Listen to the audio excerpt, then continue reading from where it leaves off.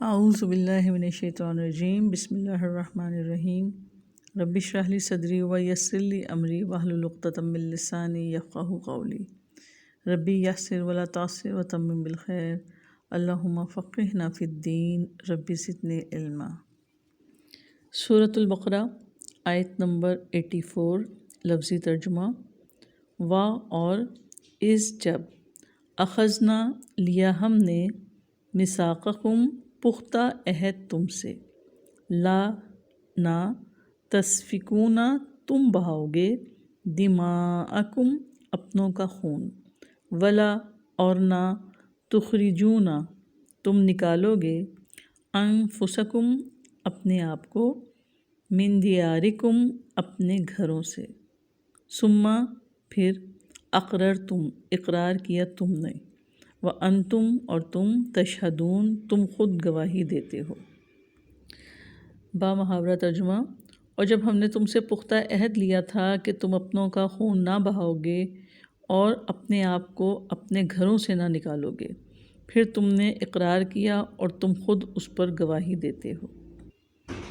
آیت نمبر 83 میں ہم نے میثاق بنی اسرائیل پڑھا اور اس میں 8 شکلیں پڑھیں۔ 2 شکلیں جو باقی ہیں وہ اس آیت میں ہیں، اور اس آیت میں آگے آنے والی آیات میں ان یہودیوں سے خطاب ہے جو رسول اللہ صلی اللہ علیہ وآلہ وسلم کے عہد میں مدینے میں تھے۔ یہودی جاہلی تعصبات کی وجہ سے گروہوں میں بٹے ہوئے تھے۔ یہودیوں کے 3 قبائل بنو نذیر، بنو قریظہ اور بنو قینقاع مدینے میں آ کر آباد ہو گئے تھے، اور مدینے میں انصار کے 2 بڑے قبائل اوس اور خزرج تھے۔ نبی کریم صلی اللہ علیہ وآلہ وسلم کے زمانے میں یہ 2 قبائل مشرک تھے اسلام سے قبل، اور ان 2 قبائل میں آئے دن جنگ رہتی تھی۔ تو یہود مدینہ کے جو 3 قبیلے تھے، بنو قینقاع، بنو نذیر اور بنو قریظہ، یہ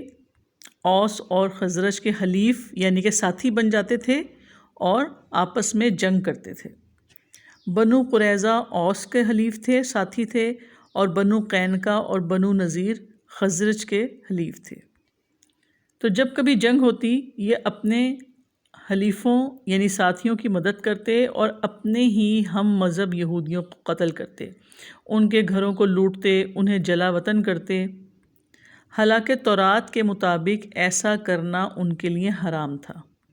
اور اس آیت میں اسی عہد کا تذکرہ ہے جو تورات میں اللہ نے ان سے کیا تھا کہ جب ہم نے تم سے پختہ عہد لیا تھا کہ تم اپنوں کا خون نہ بہاؤ گے اور نہ اپنے آپ کو یعنی کہ اپنے ہی لوگوں کو گھروں سے نکالو گے، پھر تم نے اقرار کیا، ثم اقررتم وانتم تشہدون۔ اللہ رب العزت نے فرمایا تم نے اس کا اقرار کیا اور تم اس کے گواہ بنے۔ دیکھیں، ہر معاہدے میں 2 فریق ہوتے ہیں، ایک فریق معاہدہ لیتا ہے اور دوسرا معاہدہ کرتا ہے۔ اس پر قول و قرار بھی ہوتا ہے، گواہیاں بھی۔ جب اللہ رب العزت نے بنی اسرائیل سے عہد لیا تو انہوں نے اس کا اقرار کیا اور اس پر گواہ بنے۔ پھر فرمایا آیت 85 لفظی ترجمہ۔ ثم پھر انتم تم ہؤلائی وہ لوگ ہو، تقتلون تم قتل کرتے ہو، انفسکم اپنے آپ کو، وتخرجون اور تم نکالتے ہو، فریقم ایک گروہ کو، منکم اپنوں میں سے، من دیارہم ان کے گھروں سے، تظاہرون تم ایک دوسرے کی مدد کرتے ہو، علیہم ان کے خلاف، بالاسم 7 گناہ کے، والعدوان اور زیادتی کے، وَإِنْ اور اگر یاتوکم وہ آئیں تمہارے پاس اسارا قیدی ہو کر، تفادوہم تو تم فدیہ دیتے ہو ان کا، وَهُوَ حالانکہ وہ محرم حرام کیا گیا، علیکم تم پر، اخراجہم انہیں نکالنا۔ افتؤمنون تو کیا تم ایمان لاتے ہو، ببعض الکتابی کچھ حصے پر کتاب کے، وتکفرون اور تم کفر کرتے ہو ببعض کچھ حصے کا، فما تو کیا ہے جزاء جزا، من یفعل جو کرتا ہے، ذالک ایسا، منکم تم میں سے، الا مگر، خزیون رسوائی، فی الحیات دنیا زندگی میں دنیا کی، و یوم القیاماتی اور دن قیامت کے، یردونا وہ پھیر دیے جائیں گے، الی طرف، اشد العذاب سخت ترین عذاب کے، وما اللہ اور نہیں اللہ تعالیٰ، بغافل غافل، اما اس سے جو، تعملون تم کرتے ہو۔ با محاورہ ترجمہ: پھر تم تو وہ لوگ ہو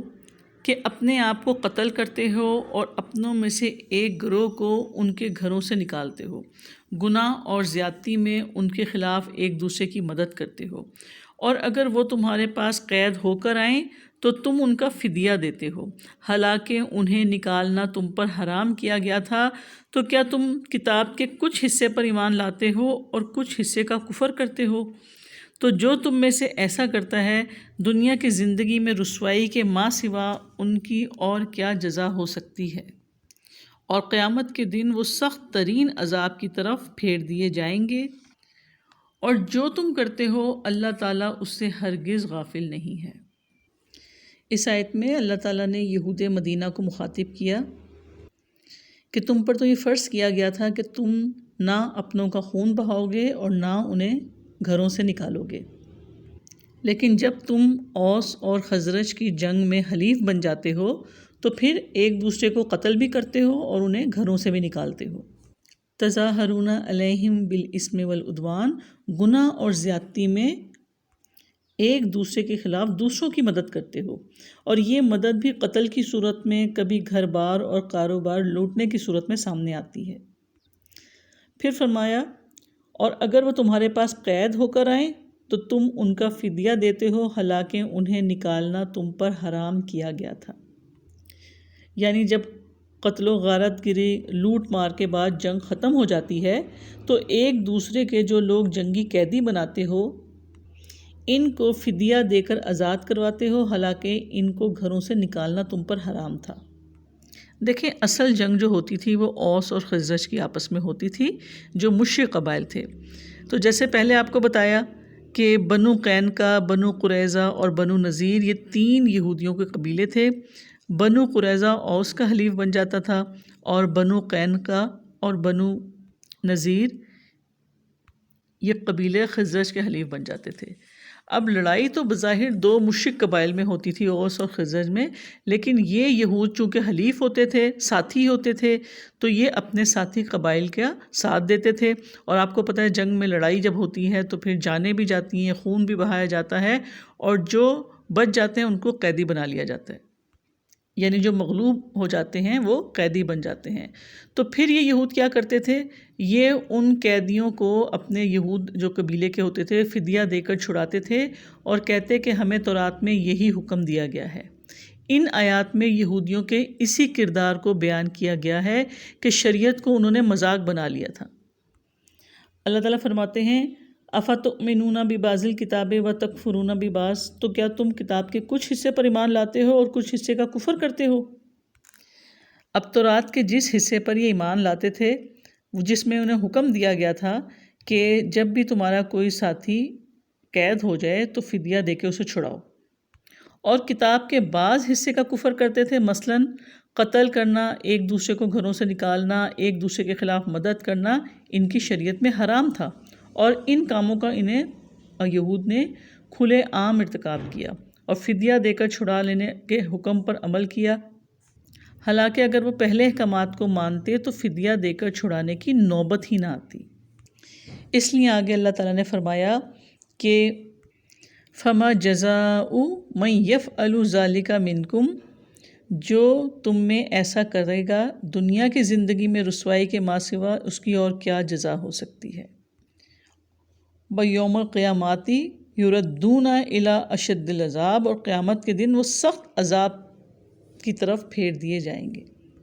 اللہ تعالیٰ نے شریعت کے کسی حکم پر ایمان لانے اور کسی سے کفر کرنے کی یہودیوں کو سزا سنائی۔ انہیں رسوا کیا گیا، یہودیوں کو کسی کو قتل کیا گیا، کوئی غلام بن گئے، کسی کو جلا وطن کیا گیا، اور یہ سزا ہوتی ہے شریعت کے کسی حکم کو مان لینا اور کسی کو نظر انداز کر لینا۔ آج بھی اگر دیکھیں مسلمانوں کے دنیا میں ذلت اور رسوائی کا سبب کیا ہے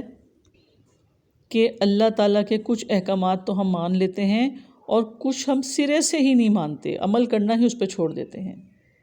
تو اللہ تعالیٰ کے ہاں وہی عمل قبول ہوتے ہیں جس میں مکمل اطاعت کی جائے۔ پھر فرمایا وَمَا اللَّهُ بِغَافِلٍ عَمَّا تَعْمَلُونَ کہ اللہ تعالیٰ اس سے غافل نہیں جو تم عمل کرتے ہو، تمہارے تمام اعمال اللہ تعالیٰ کی نظروں میں ہیں، اس لیے ان کی جواب دہی اور انجام سے نہیں بچ سکتے۔ آیت نمبر 86 لفظی ترجمہ، اولئک یہ وہ لوگ ہیں الذین جنہوں نے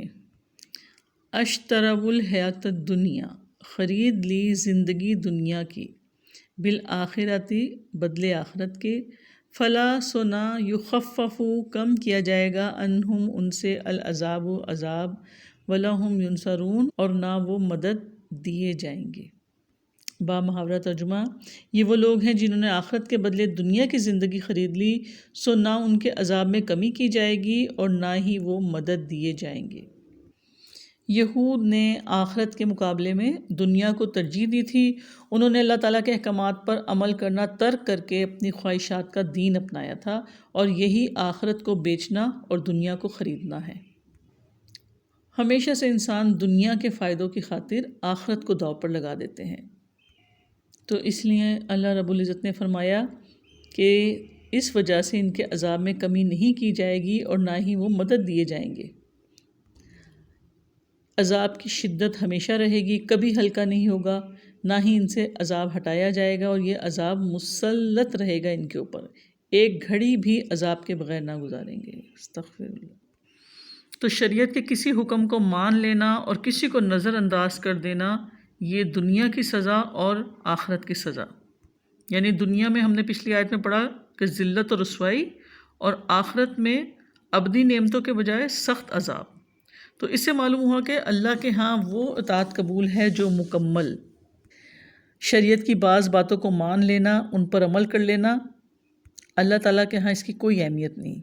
اور یہ آیت ہم مسلمانوں کو بھی دعوت غور و فکر دے رہی ہے کہ کہیں مسلمانوں کی ذلت اور رسوائی کی وجہ بھی یہود کا وہی کردار تو نہیں جو مذکورہ آیت میں پڑھ رہے ہیں۔ اللہ سے دعا ہے اللہ تعالیٰ ہم سب کو مکمل اطاعت کی توفیق عطا فرمائے اور قرآن کے تمام احکامات پڑھنے، سیکھنے اور اس پہ عمل کرنے کی توفیق عطا فرمائے، آمین۔ سبحانک اللہم و بحمدک نشہد ان لا الہ الا انت نستغفرک و نتوب الیک۔ السلام علیکم ورحمۃ اللہ وبرکاتہ۔